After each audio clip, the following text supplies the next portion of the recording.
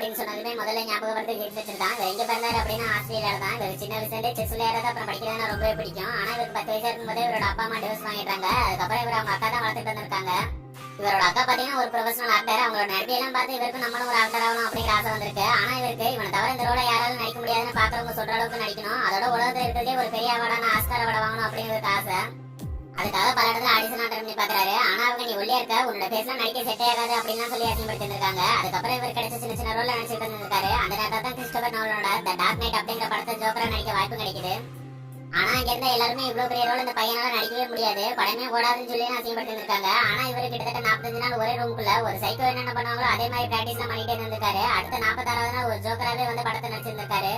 கொஞ்ச நாளுக்கு அப்புறம் தூக்கம் வரலன்னு அதிகமா தூக்க மாத்திரை சாப்பிட்டாலும் இறந்தும் போயிடுறாரு. இது வரைக்கும் உலகத்திலே ஒரு வில்லனா நடிச்சதுக்கு ஆஸ்கார் அவார்டு கொடுத்துருக்காங்க அப்படின்னா அது நம்ம ஹீத் லெட்ஜருக்கு மட்டும்தான்.